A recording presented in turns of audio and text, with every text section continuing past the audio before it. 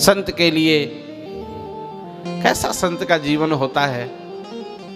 हमें एक संत का स्मरण आ रहा है। संत एकनाथ जी इसी कलयुग के संत हैं। संत एकनाथ जी कितने सरल थे।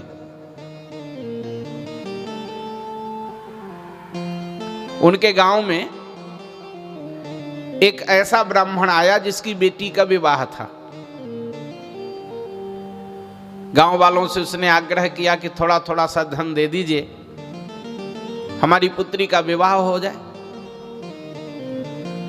गांव वालों ने कहा धन तो दे दूंगा, लेकिन शर्त यह है हमारे गांव में एक एकनाथ नाम के ब्राह्मण रहते हैं, उनको गुस्सा दिला दो।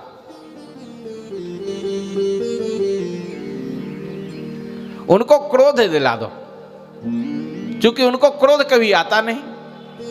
अच्छा, क्रोध नहीं आता, इससे भी गांव वाले परेशान हैं। अच्छा, किसी को क्रोध दिलाना कितना सरल काम है। हम यहां प्रवचन कर रहे हैं, आप सुन रहे हैं, और जैसे प्रवचन करके हम उतरे, कोई आके कहे पंडित जी यहां तो सुनाए तो सुनाए, अब दूसरी बार इसको कहीं मत सुनाना, अपने आप क्रोध आ जाएगा। किसी को क्रोध दिलाना कितना सरल काम है। वह ब्राह्मण एकनाथ जी के घर पहुंच गया। एकनाथ जी मंदिर में भगवान की पूजा कर रहे थे। जूता भी नहीं उतारा, सीधे मंदिर में घुस गया। अब तो ये क्रोध में आई जाएंगे, इनको क्रोध हो ही जाएगा। लेकिन एकनाथ जी ने अपनी पत्नी को आवाज दिया, देवी आज हमारे अहोभाग्य हैं। आज एक ऐसा ब्राह्मण मेरे घर आ गया है जो भगवान के प्रेम में इतना डूबा हुआ है कि उसको अपना शरीर का भी होश नहीं रहता कि हम जूता पहने हैं कि उतारे हैं। देखो, गर्म पानी की व्यवस्था करो, इनको स्नान की व्यवस्था बनाओ। आज मेरा अहोभाग्य है, मेरे घर में ब्राह्मण देवता का आगमन हो गया। वह बेचारा सोचने लगा हमारा तो प्रोग्राम ही फेल हो गया, अब क्या करूं।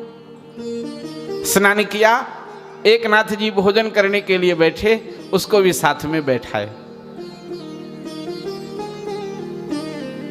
जैसे ही एकनाथ जी की पत्नी भोजन की थाल झुक करके रखने लगी, वो उछल करके उनके पीठ पे चढ़ गया। अब आप विचार करो, किसी की पत्नी की पीठ पे कोई चढ़ जाए, क्या होगा उसका। अगर हरियाणा होगा तो फिर वो यहां से जाएगा नहीं।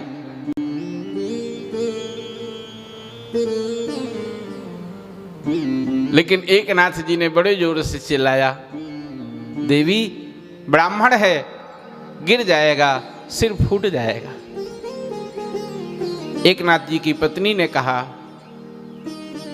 स्वामी बालक को गोद में बैठाने का पुराना अभ्यास है, ये मेरा बेटा है, गोद में था आज पीठ में है, इसमें हमको कोई फर्क नहीं पड़ता।